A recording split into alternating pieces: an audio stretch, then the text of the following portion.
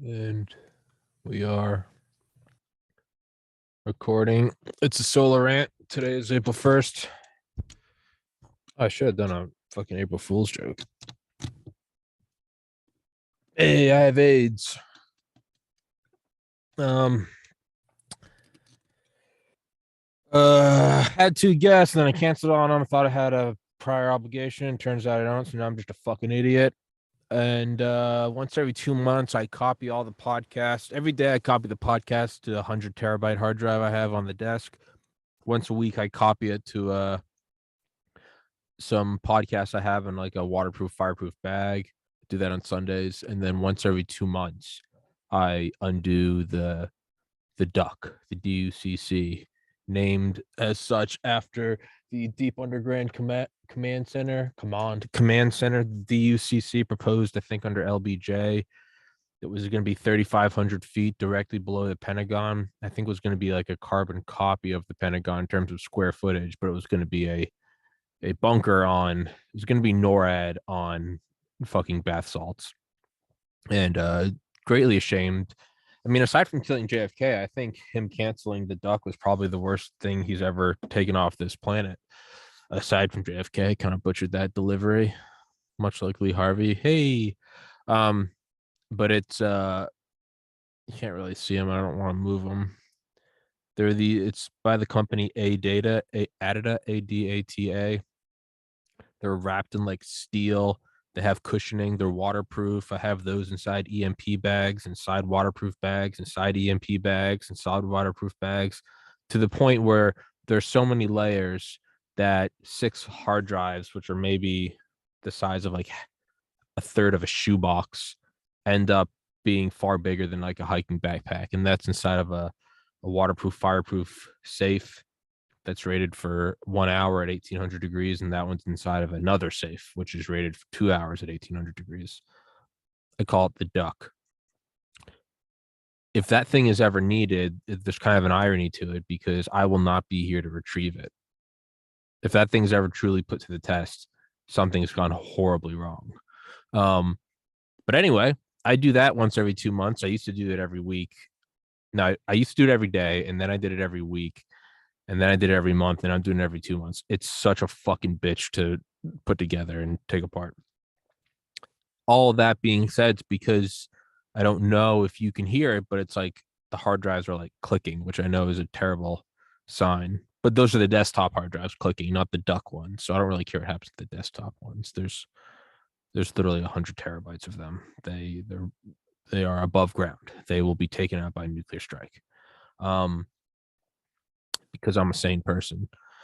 So I'm doing a solo rant today, and the reason I'm doing one at 5:36 in the afternoon is because I don't want to do one.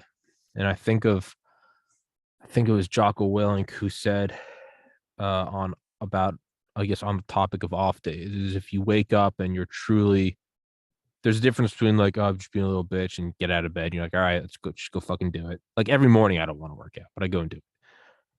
Then there are days where like you can successfully be working out 5-6 days a week for like 9 months. By that point, you've kind of developed the work ethic. But then you'll still have days where you're just like, I'm just fucking beat. And like, you're not sick, you're not injured. It's not that you're busy, you're just beat. And Jocko says on those days, you still go. And if the next day you wake up and you're still beat, then you take that day off. But you can never gratify, you can never give into the desire for an off day on the off day, because you'll always use that excuse. If you're feeling off, you still go and go do the thing and then take an off day. So I'm burned the fuck out. What day is today? Of course, it's April 1st. As anyone that watches the gaming channel knows, I normally drink once or twice a week, normally Thursday, Fridays, and then I'll get back to the podcast. But starting on like March 1st, I just decided to stop, which was cool. And then I went to the fundraiser for Joe Kent 2 weeks ago yesterday. And that Let's see what day that was. Nobody gives a fuck about what I'm talking about right now, and I frankly don't give a shit. So go fuck yourself. Um, yeah, so I hadn't drank since like March 1st, I think, which was like a Tuesday.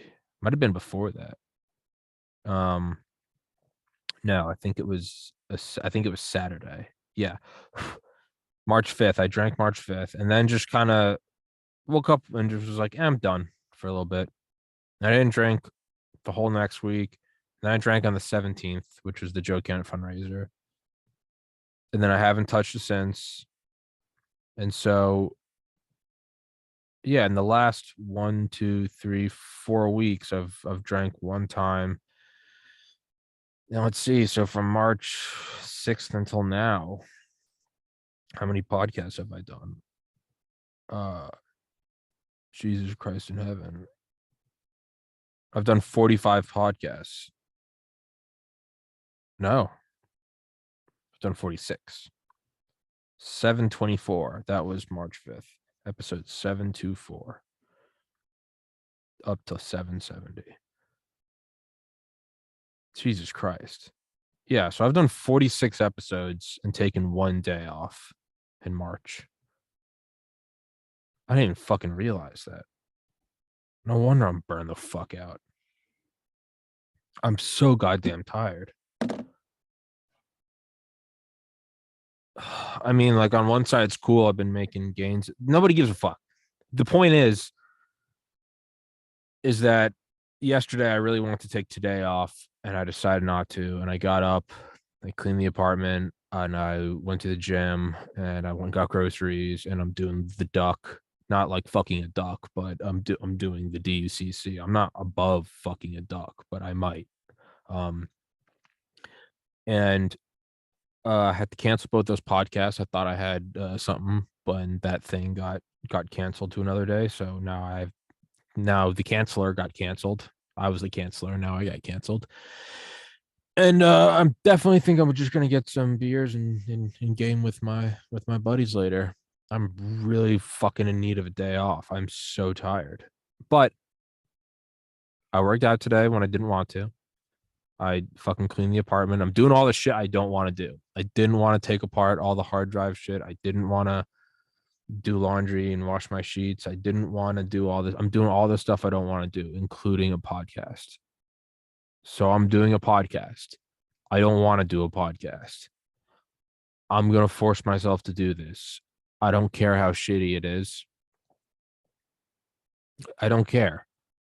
It's going to serve a purpose. Either it will be great or I'll look back at it in the future and be like, that one really sucked. Maybe don't do the podcast on the day you don't want to do a podcast.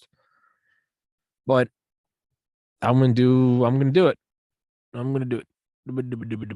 So, one thing I've been trying to think of more and more is, today's April 1st. 2 weeks from today will be the 8-year anniversary of my older brother John's suicide. And I've been thinking a lot about, which I think just kind of happens as I approach the state. I've been thinking a lot about like death and like what I really want to do in my life. I kind of did a lot of what I wanted to do. Like I turned down med school and I pursued the idea of being my own boss, not even knowing what I wanted to do. It wasn't like I'm going to drop this because I know I want to do podcasts. I didn't even know what I wanted to do. That's how fucking stupid I was. I just said, I'm going to go for it. And what is it? I have no idea. It's like I took off, but my plan wasn't even to walk on the moon by the end of this decade and do the other things. I like took off on a rocket and in flight eventually discovered I should go walk in the Sea of Tranquility. So it was just pure retardation. And yeah, it's turned into an income and I get to do my podcast now and I get to do whatever I want, whenever I want. And despite that, as my friend Matt said, Tommy, the upside is you're your own boss. The downside is you work for Tommy Carrigan. And how right you are, Matthew. How right you are. And now my goal, much like China has their 100-year plan from 1949 to 2049 to become the global hegemon. I have my 10-year plan. I started the podcast in December 2019. By December 2029, I want to be the biggest podcast in the world. Still want to do that. Yeah. But like long term, like what do I want to do? And I was thinking about I had on Brandon Weichert twice recently talking about winning space. And I've had on a lot of candidates running for Congress, running for the House, running for Senate, running for state senates and state Congress. I think I've had on like 10 or 12 now. I was able to kind of make the introductions that led to a fundraiser for Joe Kent. So that was cool. Seeing something actually materialize from the podcast to like a candidate getting checks. And I was like, that's kind of badass. And I'm going to continue to try to do that. And I'm somewhat loosely involved locally, not this locally, kind of can't really go into it, but helping someone else see if I really can't kind of enact change in the political constituency of U.S. and yes, national and local politics. I think that's interesting. It's definitely been cool having doctors on here talking about mandates and how people can fight back against them and find legal exemptions. That's great. And when I had on Brandon Weichert, we were talking about really how America has the ability to become a dominant space power, or secure the next century, but we're not doing it. I got all jazzed up and was like, dude, that's going to be the next fucking plan I have. It's like I'm going to start getting on like generals and defense contractors, and I'm going to really try to like use my podcast as like a platform to talk about the importance of like Space Force, which I might still do. It's pretty cool. I mean, as lovey-dovey and optimistic as I am, I also realize that like the world is a very cold, dead place, and the golden rule is not who has the gold; it's who has the fucking biggest barrel. Writes the rules. It's just what it is. We're apes. We really are just apes. We're a step away from the jungle. So I might still do that, but I'm starting to kind of zoom back further now, and I'm like, do I really want to? Do I want that to be the big thing? Like on the face value, do I really want to put untold time and effort into building awareness about a weapon system? No. And not that I'm some fucking hippie against weapon systems. I don't know if I want to do.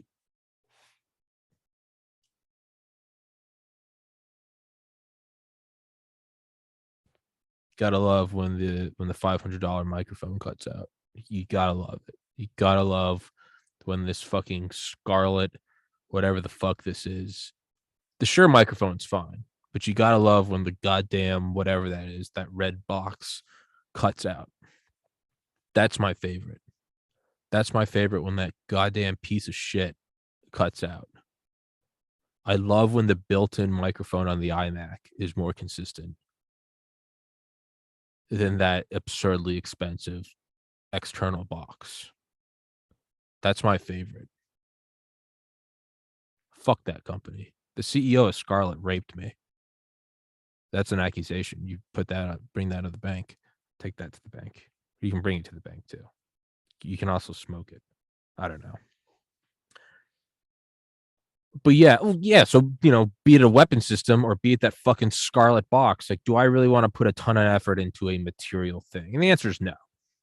And as flag behind me says, and the number of veterans I have on here and the amount of rah-rah I do, I'm clearly a fan of the United States, of the United States military, for all of its evils, for all of the intelligence apparatus machinations. Yeah, I fucking get it. One of my friends asked me the other day, he was like, hey, you're a retard and I fucking hate you. That's how we talk to each other. It's our love language. And he was like, you hide behind so many layers of irony. He was like, all kidding aside, he was like, what are your political beliefs? Actually, I'll pull it up right now because he's pretty liberal, but he's one of my best friends and we just talk shit to each other. What did he say? Serious question before you. I won't judge you. I think you're a fucking idiot subhuman, but you're buried behind so many layers of irony. What do you actually believe in politics? Fair question. I said, in short, I believe in American exceptionalism, despite all of the atrocities we've committed. I think we're the least worst evil. I judge that by the desire of immigrants to come here. I think that least worst evil is then relatively a paradise. A paradise, therefore, that needs to be defended by force because force is the only universal language. Within that paradise, I believe me alone. I believe leave me alone and I'll leave you alone. If you don't like something, don't do it. That applies to drugs, hate speech, transitioning, gay marriage, etc. It's pretty simple, actually. All else is performative window dressing, being Democrat, Republican, liberal, conservative. I'm not ignorant of the military industrial complex and the machinations of the intelligence community. But in the 10 millennia of humanity, ultimately, we are apes who kill one another. That's it. We're the warring ape. America is the least worst haven where you can criticize the government, be your own person, etc. And for all the limitations of that, again, relative to every other place, it's still the best. So to me, rum is the least gross link. To me, rum is the least gross liquor when drinking straight. It's still fucking disgusting, but it's the least gross liquor if you're going to drink it straight. That's America. I voted for Obama, Romney, Bernie, and Trump. I voted for Bernie in 2016 in the primaries. I didn't vote in the general. Who knows where I'll write in 20? Who knows where I'll vote in 2024? I really don't have a party. So, yeah, that kind of goes to explain, where I come from. I'm not ignorant of the outright evils that we do when we commit to. I just don't, as Mike Baker, Joe Rogan's LOL CIA handler, said on one of the first podcasts with Rogan. What the fuck was that? He said, I'm not blind to the evils we've done, but at the end of the day, power abhors a vacuum. If it's not us, it's China. If it's not China, it's Russia. Look at how they're acting when they're not the dominant powers. Look at what Russia's doing to Ukraine. Look at China's doing to the 2 million Uyghurs. They're not even the dominant power. So I don't know. I might be making my case now for maybe I really should kind of go all out for Space Force. I think I will still do it, but it's going to maybe be a periphery. Like, I'm trying to help get Joe Kent into Congress. I think it'd be cool to get Anthony Sabatini, Jeffrey Sosa Paquette, Julian SER, Joe McCarthy, Steve Carra, Mike Collins, Mike Durant, Dr. Fox, Dr. Tyson. A lot of cool ones, right? A lot of cool ones. But I'm not necessarily throwing my heart and soul behind it. Joe Kent's a little different. I think he's truly an exceptional person. Nothing against anybody else. I just think he's genuinely an exceptional person. And that's why I'll go a little farther out of my way. Same with Mr. Durant. Those are two people that I really kind of hold on a different level. And that's why I'll continue to try to put them together with Dr. Malone or Dr. McCullough or anybody else that I can do and use my platform to help them out. Same goes with Dr. McCullough and Dr. Malone. I think those are just extraordinary individuals. I had on Dr. Sandeep Nayak the other week from Johns Hopkins Center of Consciousness and Psychedelic Studies and how it applies to clinical psychiatry. That's obviously something that's very close to my heart. That's a guy that he'll always be able to use my podcast. That whole center, anyone in that field will always be able to use the podcast.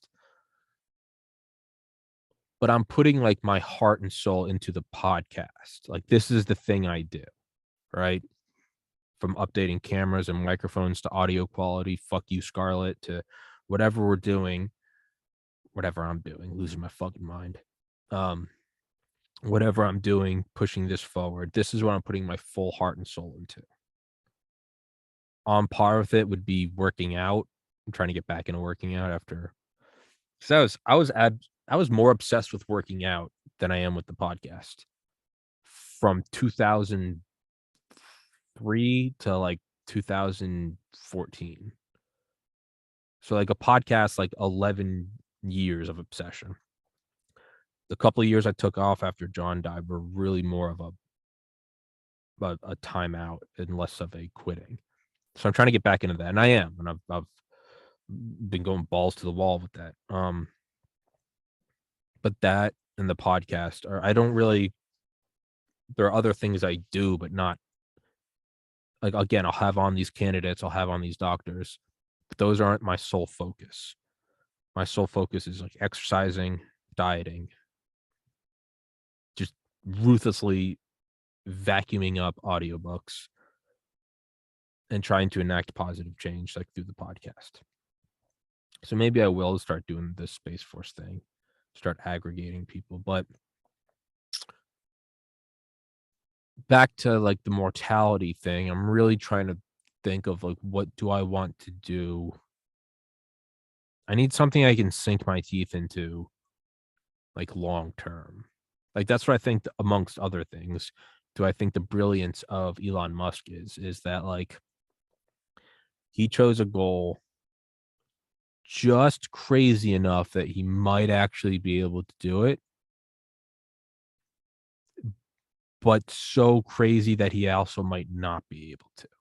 And that's making humanity a multiplanetary species.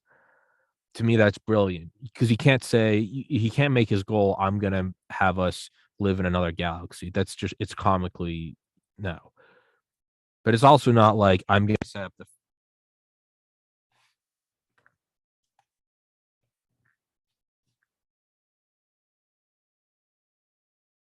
I'm gonna take a fucking sledgehammer to that goddamn box. Why is it cut out? No, there's nothing wrong with the cables.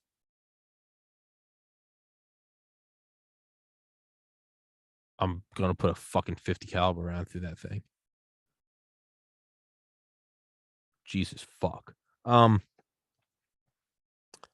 That's the thing is because it also starts to fuck with your mode of consciousness because now you're constantly glancing at it, making sure it doesn't go out. It fucks with the whole flow of the.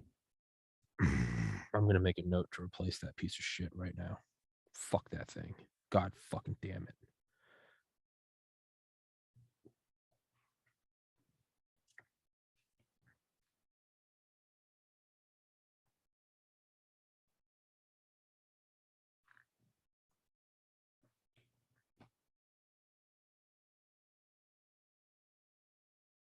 It just cut out again. What a fucking piece of shit. Jesus Christ in heaven.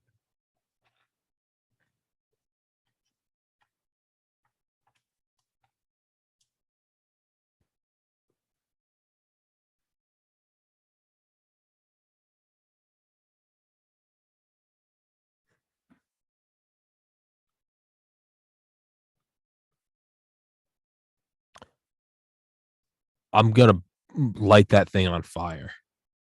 This is unacceptable. This is absolutely unacceptable.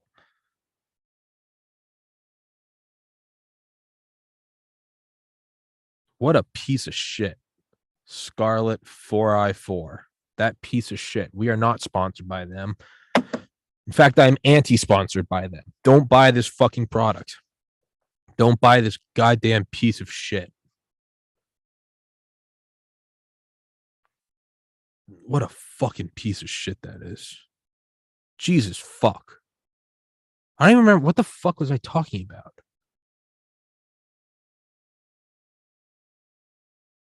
This is what I mean. Is like it fucks with the whole flow of the goddamn podcast. Why would it cut out?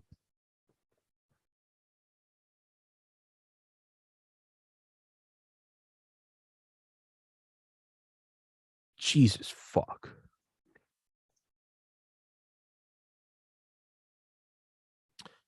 Elon, something long-term goals. It fucking fucks the whole goddamn flow up.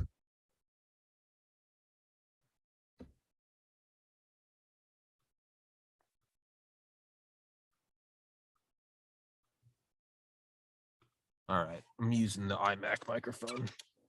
What is this piece of shit? What the fuck is this thing called?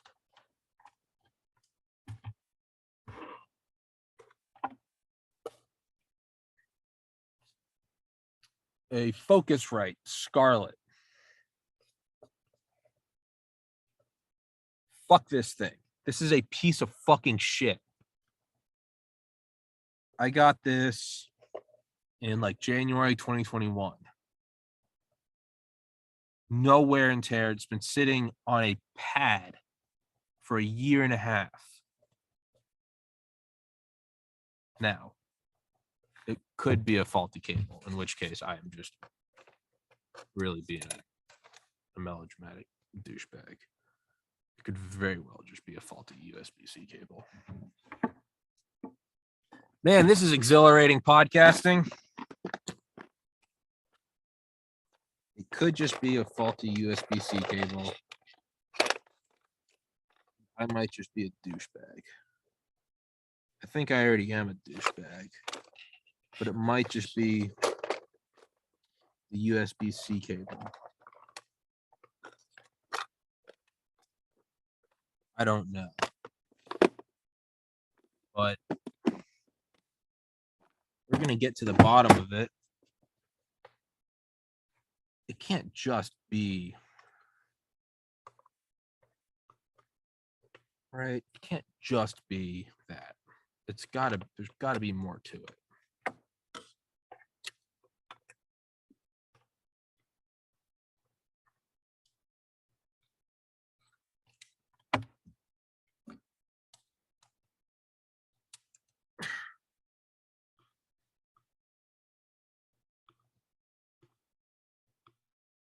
All right, we're gonna try it again. Just cut my fucking finger. What a wonderful day. What a wonderful fucking day. But Tommy, your life is so great. You're not living in Ukraine. All the thing you're bitching about is your microphone. Yeah, you're right. But you know what? I bet their microphones work. Granted, they're using them to call in artillery fire, but I bet they fucking work. Granted, it might just be the Azov battalion putting the microphone up close to the mouth of the guy that's being burned alive on a cross, but I bet it fucking works. Jesus fucking Christ.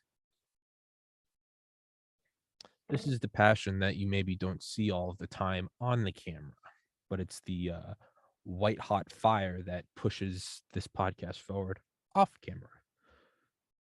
Fucking. I'm going to get that wire and I'm going to hang myself with it. And I'm going to make sure that you can really see the scarlet focus right. I'm going to make sure it focuses right on the focus right thing as my lips turn fucking blue.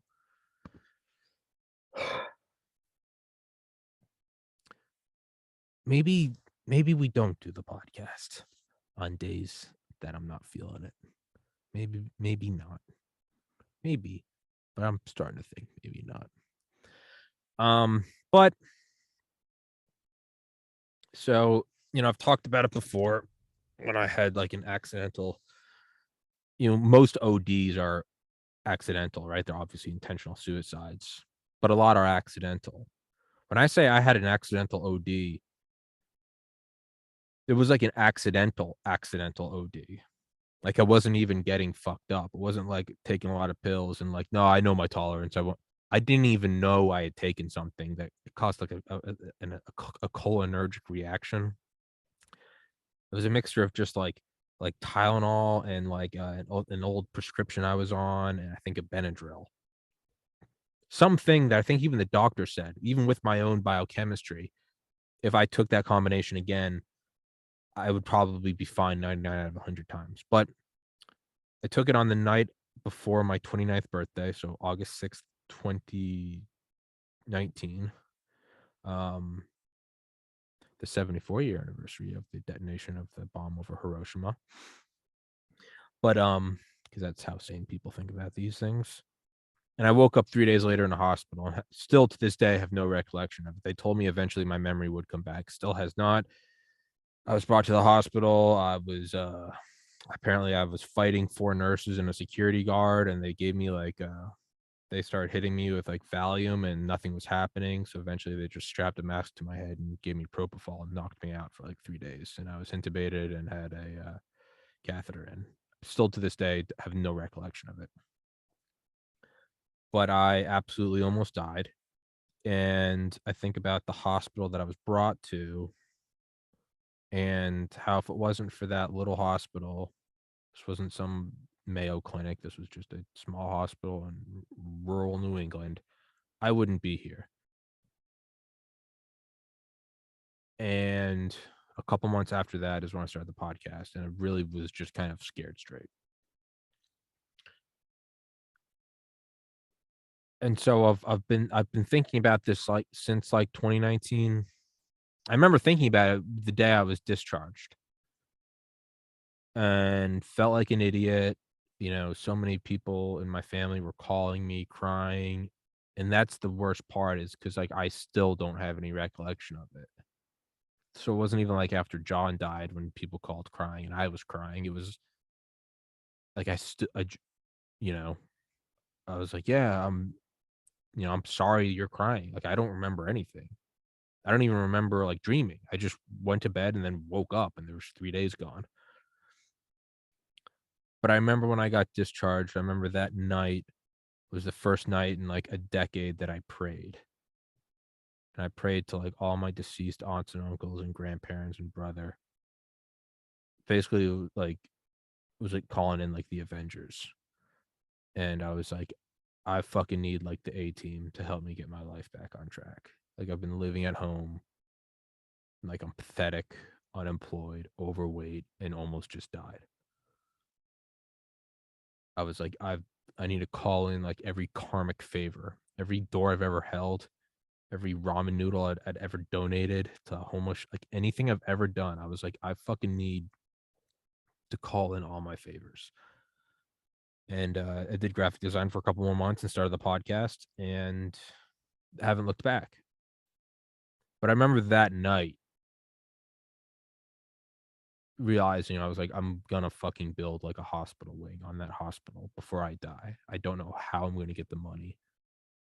Like at least now I can kind of be like, well, if the podcast really works out, maybe I get some stupid contract and I maybe could do. I was fucking unemployed.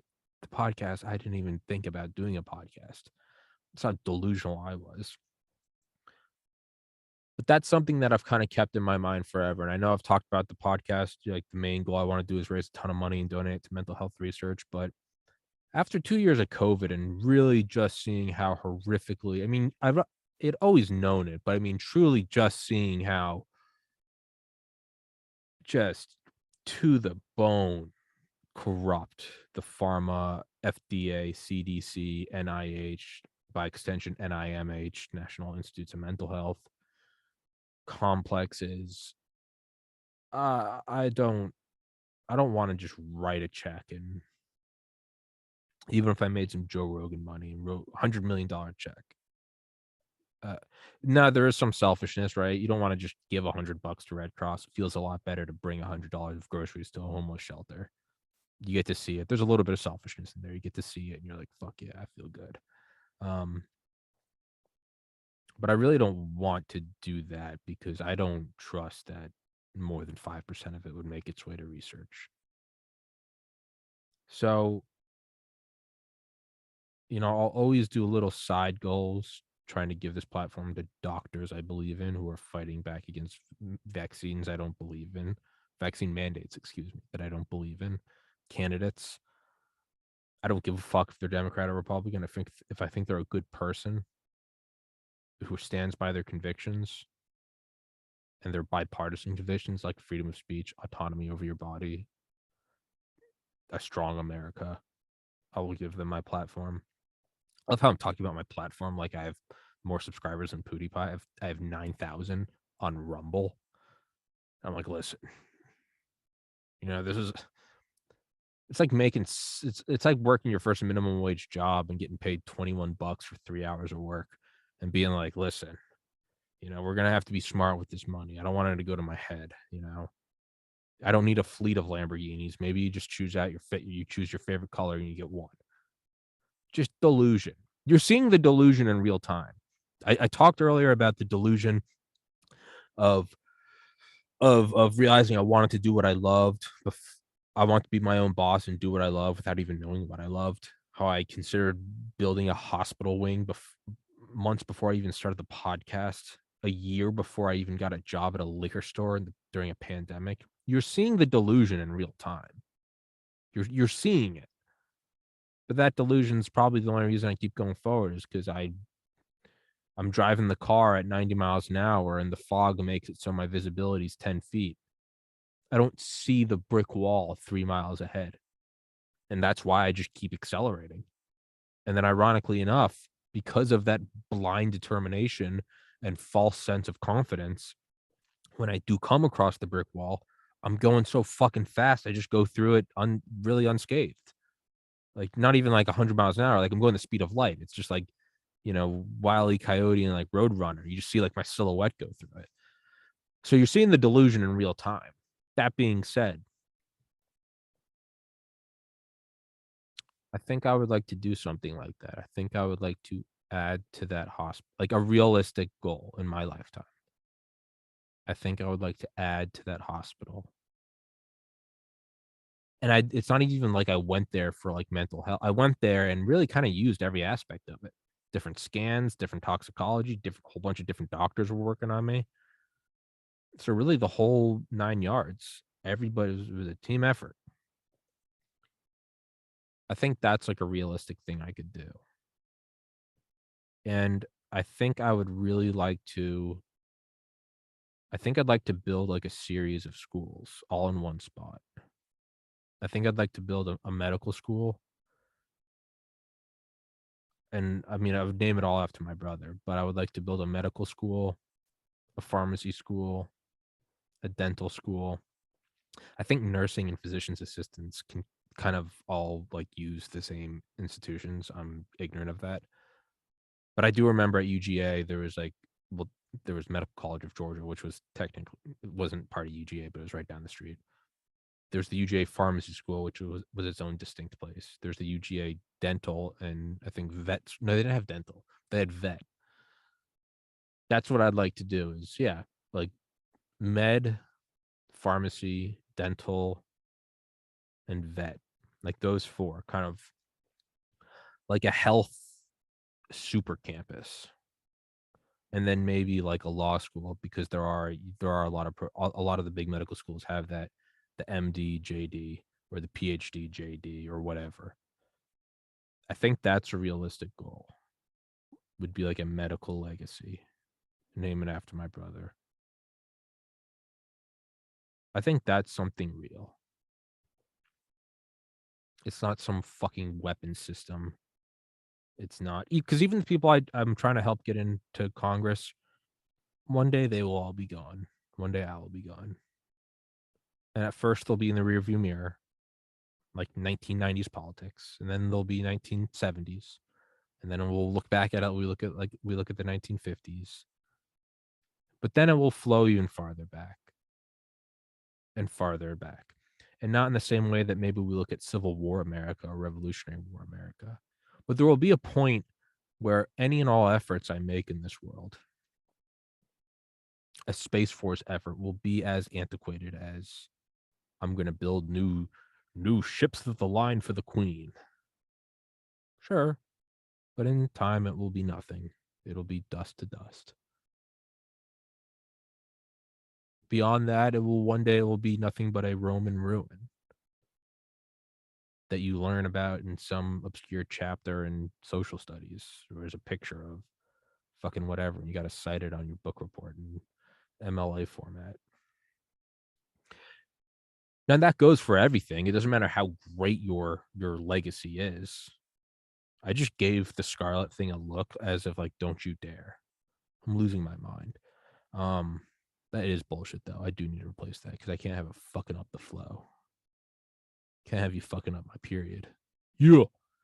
Um, but no efforts you make will ever be eternal. You just can't. Whether your efforts are a city park or fucking you build the International Space Station, right? Cost $100 billion. Like Bezos could buy it. Bezos could build a new one if he wants. That's great. In time, that will be nothing more than an old ruin. Now, that doesn't mean to despair and to lose all hope of doing anything meaningful in your life. Not at all, I don't think. I think it means you have to find what is within your immediate, much like local politics, you have to almost find like temporal altruism. You have to find something that's worth it in your life and that will have a meaningful effect on people. And nothing will be perfect. Every charity will have a degree of corruption. Every fucking philanthropic act will have a degree of egoism, and you'll be greasing palms somewhere, and none of it's perfect.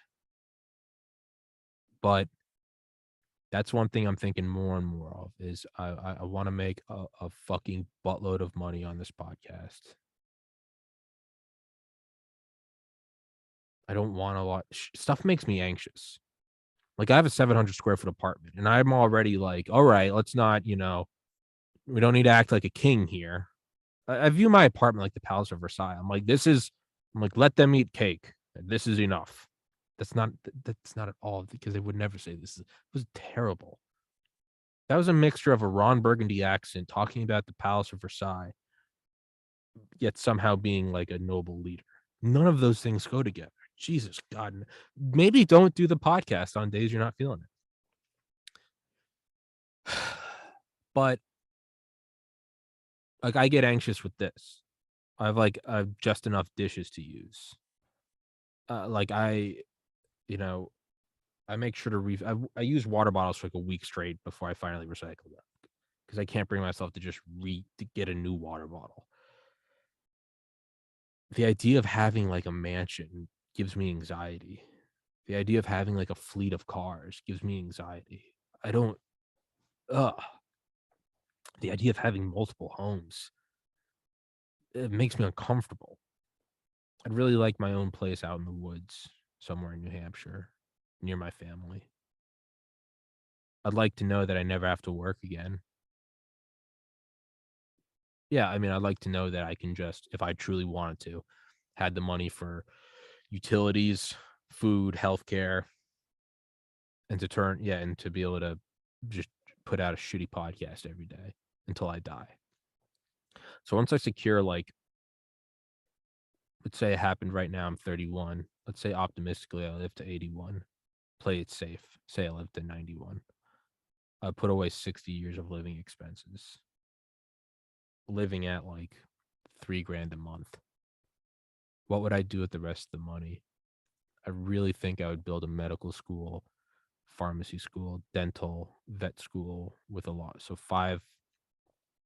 medical, dental, vet, pharmacy, law. Five schools in like a super campus, all in one spot, attached to a hospital that could be expanded to be a research hospital. So that would be like the sixth thing, right? Medical, pharmacy, dental, vet, law, and then you'd have to add to the hospital to make it a research hospital. Maybe put like helipads there. Yeah. If you put an airport nearby, you could get involved in organ transplant, which is what the University of Miami Miller School of Medicine does in Miami, which is where I got in. It's not even my alma mater, but I still have like pride for it. It's fucking retarded. Um, I think that would be cool. Name it after my brother. I think that's real. And that will, like all things, there will be corrupt people, there'll be corrupt managers, there will be nurses who steal drugs, there will be shitty doctors, as in all things. But I think it would be cool to maybe within that, I think it would be cool to offer like scholarships to like underprivileged kids who got into medical school. Like that would be a cool thing if it had like an endowment. You'd have to have a certain GPA from college. You'd have to be cream of the crop. But if you were from like a certain socioeconomic uh class, that could be really cool. Like first generation immigrants or something. Like that would be really cool. Um and then not only that, I've kind of thought this out. Like it would be cool if you could offer an incentive. It'd be like if you stayed and like worked at the institutions or the surrounding clinics, you know, every year you work there, like 1 year of your loan would be forgiven or something. So like if you went to medical school for 4 years, I think the military does too. So if you do 4 years of medical school, they require you to do 8 years of service.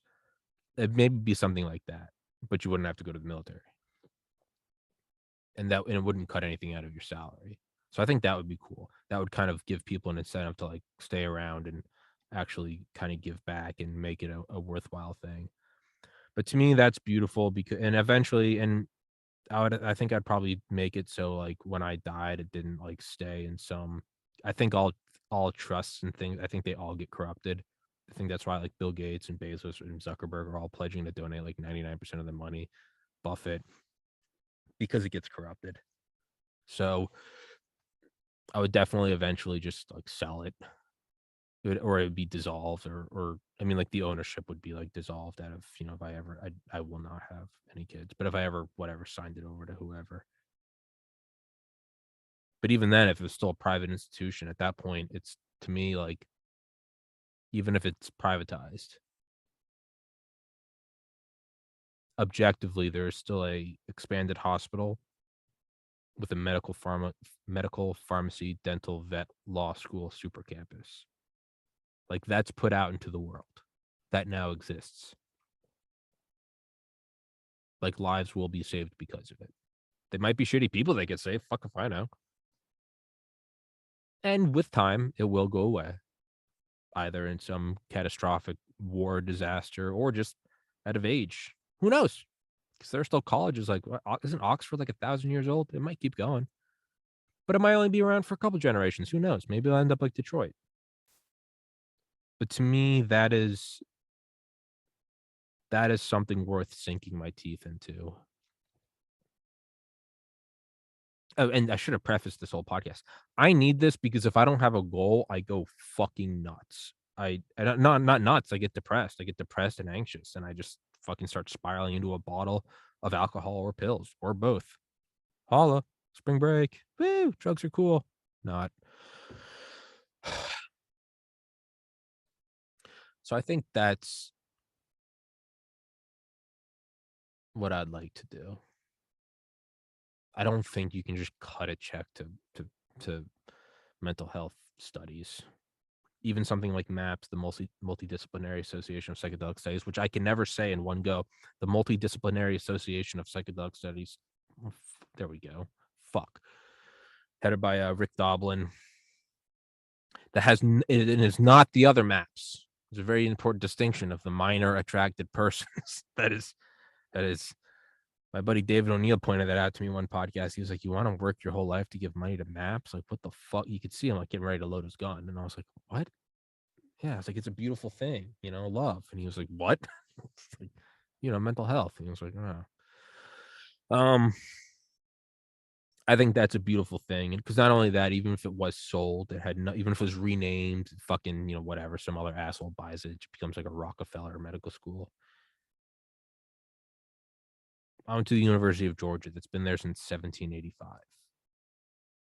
It becomes sort of like a heartbeat, like it contracts and expands, and it can and resources flow through it, and there are alma maters and there's scholarships, and yes, there are fucked up things about it.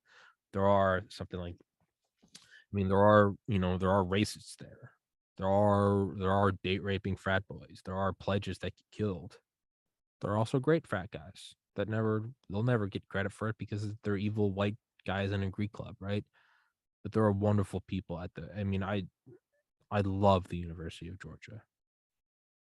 I mean, I genuinely love it. I think it's a wonderful place that does wonderful things. I don't ever see myself being in Georgia again, and that's the selfish side of me. I kind of want to see the shit I'm building. So it's probably why it won't be there.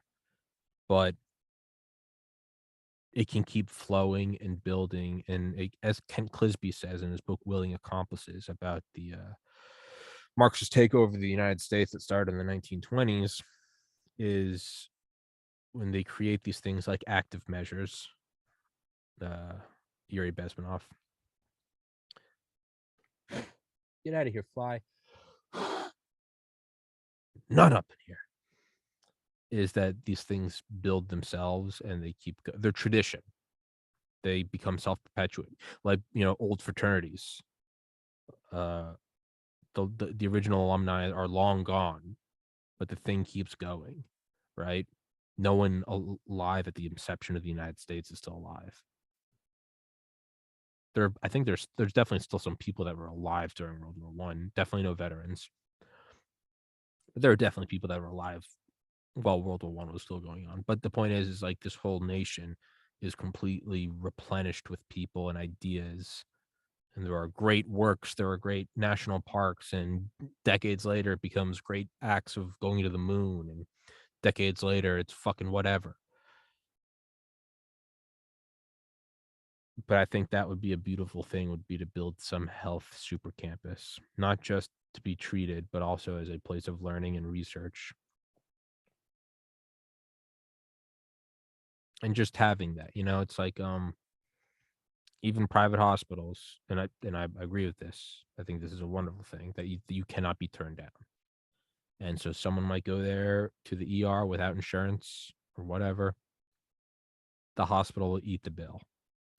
And it sucks, and we can all wring our hands about it, and I'll be the first to do it. That's one of the reasons why I didn't go to medical school. But the reality is like the physical building still exists. It's sanitary. It has medical professionals with the resources, both drugs and hardware and software, to save a human life or to alleviate human suffering. Everything else kind of it all gets worked out, or it all comes out in the wash. So if you can just have another hospital created, another medical school, who cares if there's a fucking Marxist takeover in 100 years and it gets nationalized? Whatever. There will still be operating rooms. There will still be places for an ambulance to park, for a helicopter to land. And I think that's good. Now, I will say what I don't like about it is, unlike getting guys into Congress or something, it's something that I can continually work on. This is something that like I can't really do until I have like retard money. So it's just on the back. I guess maybe I could start designing it. That could be kind of cool. And of course, because it's me, I can't just. I'm saying it all like folksy now. You just want a hospital out there for the good people in New Hampshire. I mean, but the reality is I want this to be the biggest fucking hospital in the world. Fuck yeah.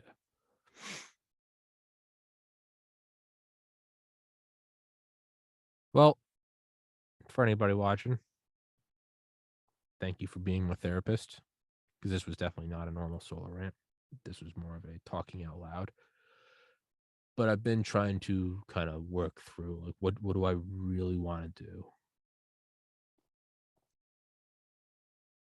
Like I, as everyone knows, I love the U.S. rah rah military, but this is an empire that will one day fall, and it doesn't necessarily have to be catastrophic. I mean, we still call Great Britain great, but it's not a global empire. I get that.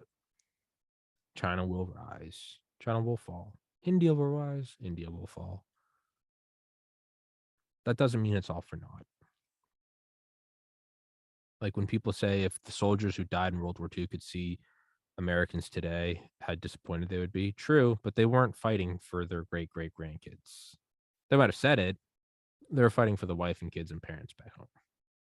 That so you're fighting for there's local politics and then temporal philanthropy. I want to put something out there for the people that maybe live a generation or two after me. And I think that's beautiful.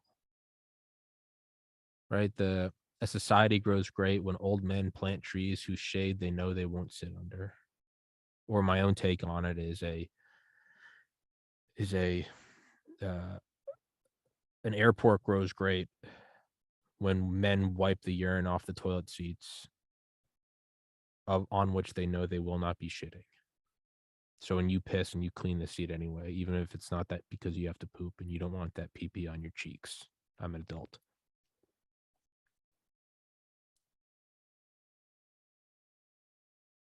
This is back when I wanted to do comedy. I also had another shitty one. It was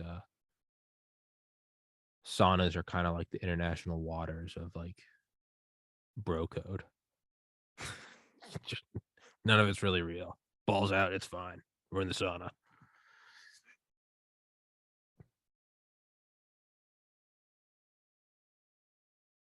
But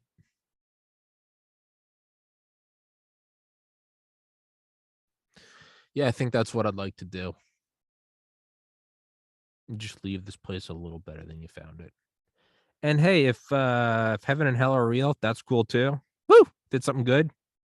Fuck you, Lake of Fire. Yeet.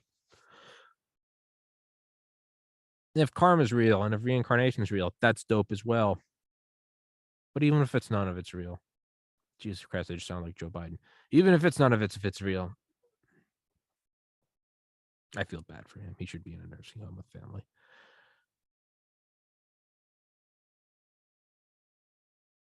Even if none of that's real, I look at my life since I came out of the hospital.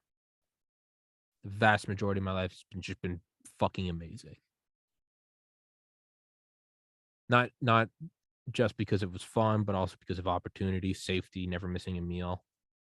You know, those basics. And although it was shit for a couple years after John died, like 5, my life since coming out of that hospital, there's like a 3-month lull where I started like online graphic design school, and that sucked. But from December 2019 until Friday, April 1st, 2022. And for the fucking universe, the gods listening, this isn't some like I'm putting a pin in the podcast. Don't kill me. Don't kill me. This is I'm just doing a beautiful reflection. It's not time for me to go. Fuck off. Has been the best time of my life. The people I've got to talk to, the satisfaction of fucking becoming my own boss, and not because it's subsidized by mom and dad, but because I'm paying my own bills, doing something I love, and doing it, I think, somewhat well. And it's growing, and I don't know what tomorrow holds. What guests are we getting tomorrow? Who's the next big?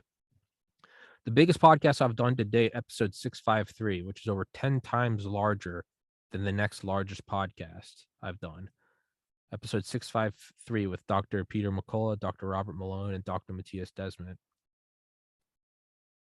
I was in Austin overcoming a case of gastroenteritis, laying in a hotel bed, listening to the Dr. Malone episode on Rogan, and just deciding to Google Matthias Desmet after listening to Dr. Malone. Desmet's in Belgium, and I somehow wrangled him and McCall together at the last minute. And then that morning, I called like a number where I knew I might be able to get in touch with Dr. Malone. I had just walked out of the gym. It was like snowing out.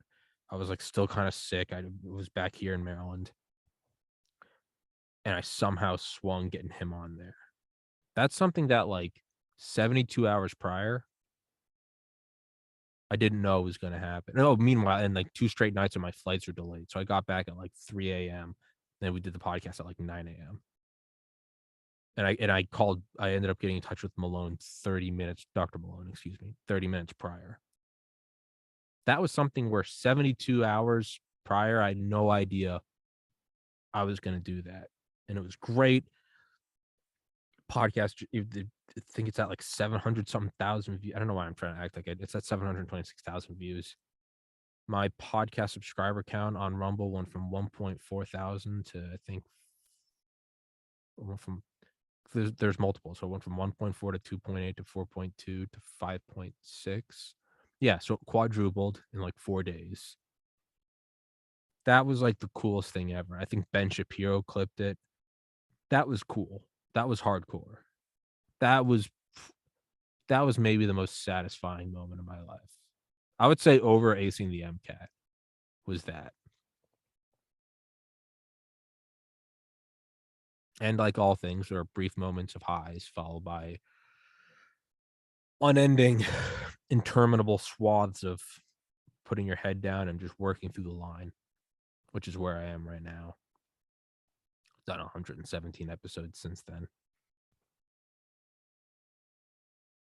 The subscribers have gone from 5.8 to 9.7, right? So quadrupling the subscriber count in 4 days to not quite doubling it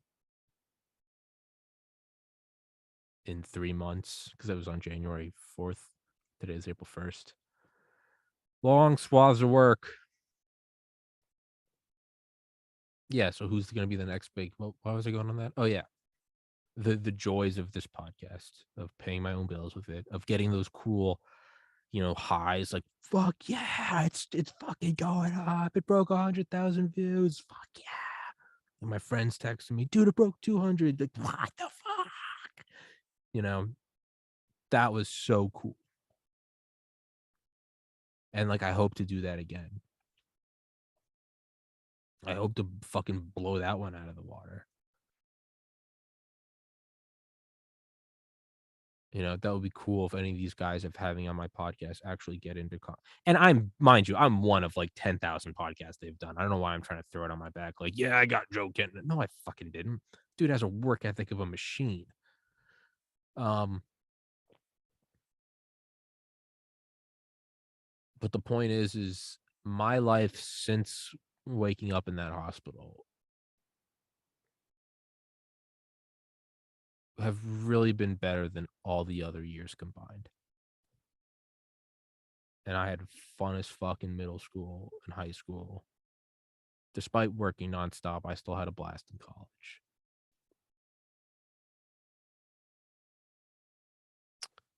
And to me, what other thing would there be than to give back to that very thing that allowed me to live? And isn't that fucking America? Is you get the opportunity? I got the opportunity to wake up, not in some enlightenment sense, but the opportunity to literally wake up and not undergo clinical brain death. What I did with that time that was for me. That you figure that out, bud. And it led to the podcast. It could very well lead to something else. And I know it sounds all fucking cheesy and Hallmark card, but that really was like a renewal on life. And so I think that's really all I can do. It's like I often like go back and cite the atomic bombings of Hiroshima and Nagasaki. My dad's dad was going to be part of the mainland invasion. He was 18. I mean, sure, he might have lived. I also might win the lottery if I go buy a ticket right now. No, 18, unspecialized, you're fodder.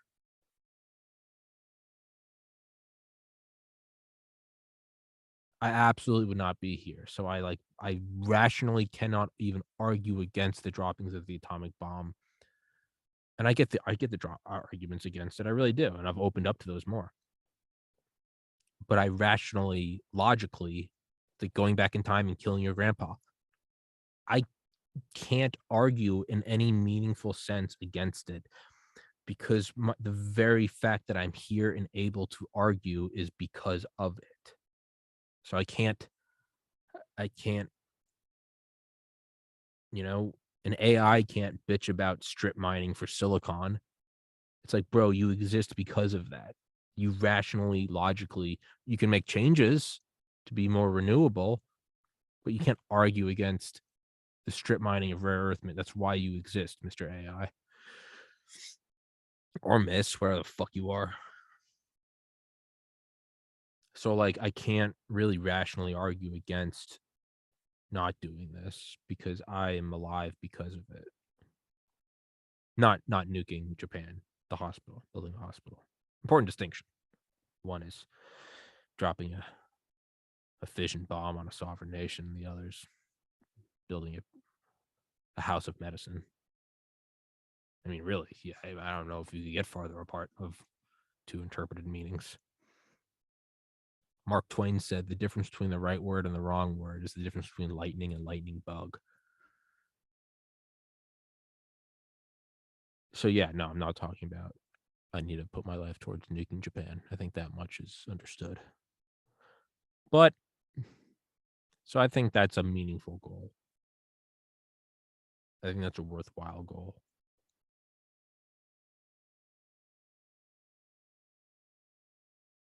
I don't know. Maybe I'll download some CAD software and start like designing it. Because really, the journey is like 90% of the fun. Like I think I secretly loved studying for the MCAT. Getting the score was sure a great high.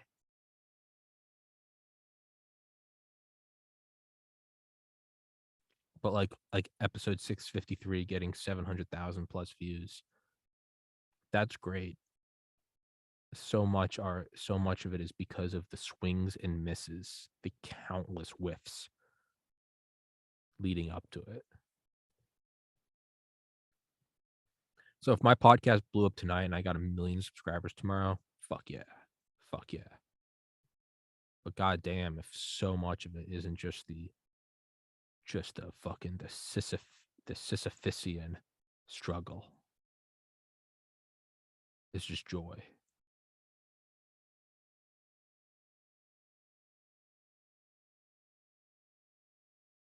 I don't know if you guys can hear those hard drives. It sounds like Monty Python, like the galloping horse. Put the microphone towards it.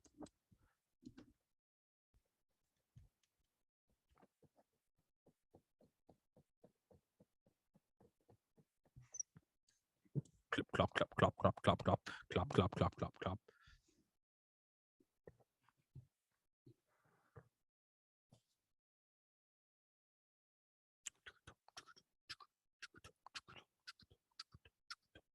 Well, I'm losing my mind. You know, maybe that wasn't a half bad podcast. Don't think about it, Scarlett. I just saw you.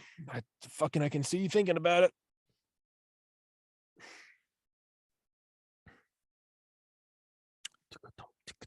Okay, yeah, yeah, this podcast is over. Kind of fucking up now. So yeah, Friday, April 1st. I think I am gonna go get some beers and play some Sandstorm Insurgency. I don't have to reschedule tomorrow's podcast. Yeah.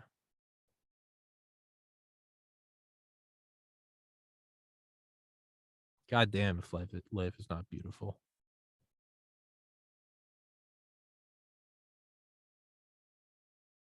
Yeah, I'm 31. I'm single. I have no debts, and I'm my own boss doing this podcast. That's fucking cool. That's fucking beautiful. Oh yeah. It's all gonna work out. It's all gonna be just good. Much love, everybody. Love you all. Stay safe. God bless.